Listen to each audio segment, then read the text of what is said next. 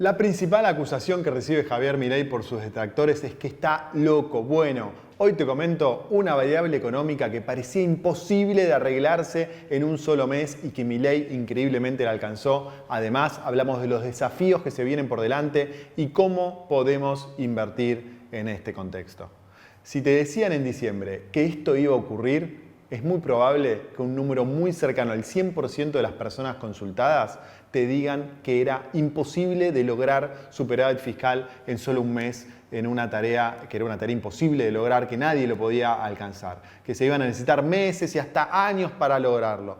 Pero de repente llegó el loco que lo hizo posible sin que nadie lo espere. La Argentina logró superávit fiscal por primera vez desde el año 2012 en enero del 2024. Es decir, hace 12 años que no teníamos superávit fiscal, como podemos ver en el siguiente gráfico. Y Javier Milei, en su segundo mes de mandato, lo logró. Para que tomemos en perspectiva lo difícil que es esto, el economista Ramiro Castiñeira calculó que desde el año 2008, 16 años, el déficit fiscal sumó 75 puntos del PBI, equivalente a 375.000 millones de dólares a precios de hoy. Para financiarlo, aumentaron la deuda pública en 250.000 millones de dólares y emitieron dejando una hiperinflación. Como te venimos diciendo desde hace años y como gracias a Dios afirman en forma muy pero muy clara tanto el presidente Milei como su ministro de Economía Caputo, el déficit fiscal es la madre de todos los problemas. Hay que bajar el gasto público y el déficit fiscal para volver a tener un país viable. Sin hacer esto es imposible. Y a pesar de que el Congreso no le aprobó la primera ley que Milei mandó al Congreso como nuevo presidente, se las arregló para lograr este importante objetivo. Por supuesto, este es el primer paso de una tarea muy dura y una lucha muy larga. La baja del déficit fiscal se dio como consecuencia de una brusca baja de la actividad, como analizábamos en un video anterior, ¿no? La actividad bajó muy, pero muy fuerte. Pero también veíamos que dado el tamaño del descalabro que dejó el gobierno anterior, esto era inevitable, no había otro camino, no se podía empezar a resolver el problema financiero y económico que tiene la Argentina sin una brusca baja del gasto público, de la emisión monetaria y del comienzo del proceso de liberación de precios, a veces conocido como el proceso de sinceramiento de precios relativos. Como podemos ver en el siguiente cuadro, sigue habiendo algunos precios que siguen atrasados, mientras que otros están adelantados. Esto se dio como consecuencia de los controles de precios que implementó el gobierno pasado. Provocó que muchos precios hayan subido por debajo de la inflación promedio, mientras que otros precios subieron por arriba de la inflación promedio. Entonces, es una condición necesaria para volver a crecer, tener precios libres y de equilibrio. Por lo tanto, tenemos que pasar por este proceso donde algunos precios suben mucho más fuerte, mucho más rápido y recuperan toda la suba que no pudieron realizar durante los últimos años, mientras que hay otros que suben menos, ya que venían subiendo por arriba del promedio. Y en todo esto hay que tratar de hacerlo sin caer en un proceso de hiperinflación y sin provocar un estallido social que haga inviable hacer estas correcciones y lograr que los precios relativos se corrijan y se estabilicen.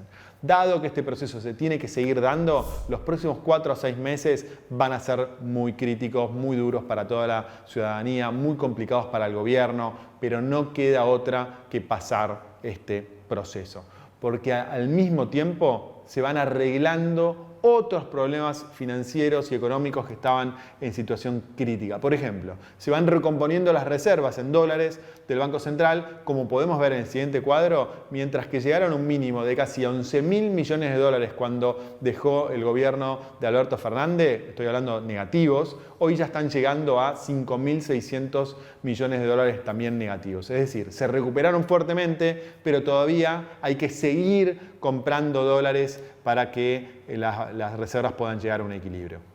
Esta tarea está siendo más simple gracias a que el comercio exterior también está con buenas noticias, ya que durante el mes de enero se logró tener un superávit comercial, como podemos ver en la siguiente imagen que está producida por el INDEC. Ahí podemos ver que las exportaciones subieron casi un 10% y las importaciones se desplomaron un 15%. Esto implica que fruto de este comercio internacional tuvimos un saldo positivo de casi 800 millones de dólares que entran a la Argentina. Entonces, sincerar el tipo de cambio oficial, como lo hizo el gobierno de Milei cuando asumió en diciembre pasado, es un factor que está ayudando a que esto se dé. Por supuesto, en economía todo está conectado, por lo tanto, cuando uno empieza a arreglar una variable que generalmente está relacionada con sacarle los controles y dejarla en la libre interacción del mercado, esto empieza a tener efecto derrame sobre todo el sistema. Entonces, lentamente, sin prisa, pero sin pausa, el sistema económico argentino va recorriendo un camino de saneamiento. Falta un montón, pero por lo menos estamos empezando a recorrer ese camino con un hito logrado, que es el superávit fiscal, como decíamos al principio, que es fundamental e hiper importante de haberse logrado. Y antes que me empiecen a insultar, está clarísimo que estos efectos no se pueden ver en la calle hoy.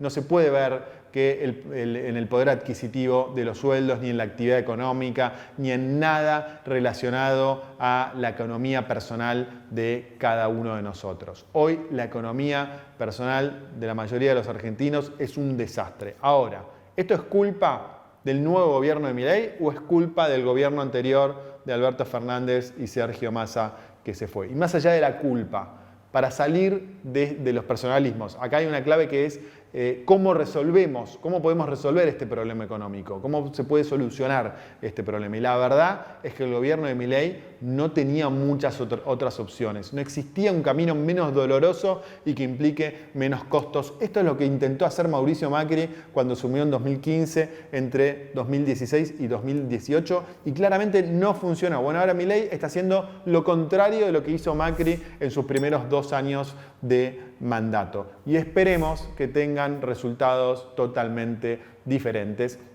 El desafío sigue siendo enorme y es muy complicado cambiar la Argentina luego de 70 años de decadencia, pero por lo menos estamos ante un presidente que lo está intentando, ¿no? Y solo un loco podría haber hecho esto que Milei hizo en los últimos 2 meses. Así que ojalá pueda y le permitan seguir avanzando, porque no solo estamos ante el riesgo de un estallido social durante este primer proceso de baja del gasto y de sinceramiento de precios relativos, ahora también el gobierno va a tener que pasar las leyes en el Congreso para tratar de seguir avanzando en su plan económico, y va a tener que lidiar, por ejemplo, con el nacimiento de las cuasimonedas provinciales, como por ejemplo la de La Rioja, que se estima que entra en circulación en 45 días. Los Bocades llevan la imagen del caudillo Ángel Vicente Chacho Peñalosa, conocido como ser uno de los últimos referentes federales en encabezar un levantamiento armado contra el centralismo de Buenos Aires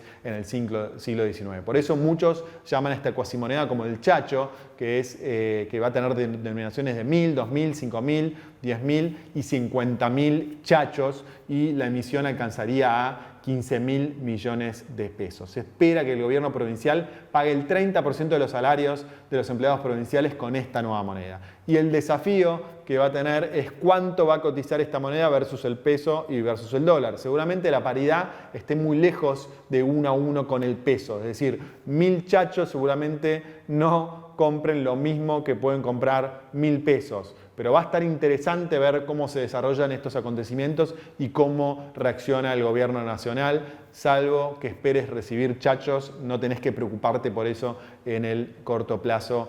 Esto no es un problema.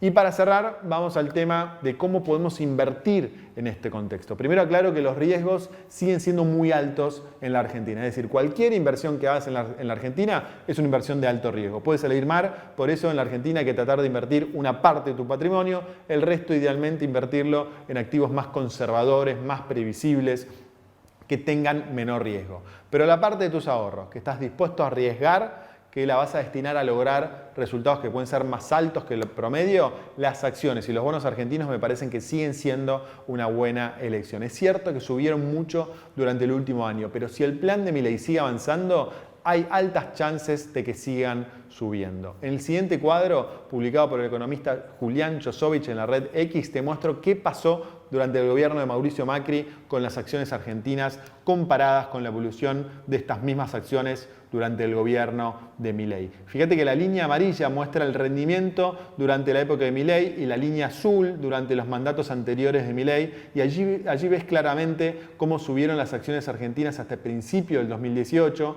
momento en que se cayó el plan económico de Mauricio Macri. Por ello, la evolución del precio de las acciones y los bonos argentinos van a estar directamente correlacionados a la evolución del plan económico del presidente Milei y su ministro Caputo. En ese contexto, lanzamos en el día de ayer o hace 2 días la nueva cartera de acciones del panel general de la membresía argentina de Inversor Global, que es uno de los tantos servicios que contamos en Inversor Global. Creemos que estas acciones tienen un potencial de suba mayores que las acciones del panel líder. Por supuesto, más riesgo, pero también más potencial. Entonces, combinar esta cartera con el resto de las carteras que tenemos dentro de la membresía, que hay una cartera conservadora y otra agresiva, es una muy buena idea. Así que si no sos suscriptor de la membresía, te voy a dejar un link abajo para que puedas acceder a esta membresía.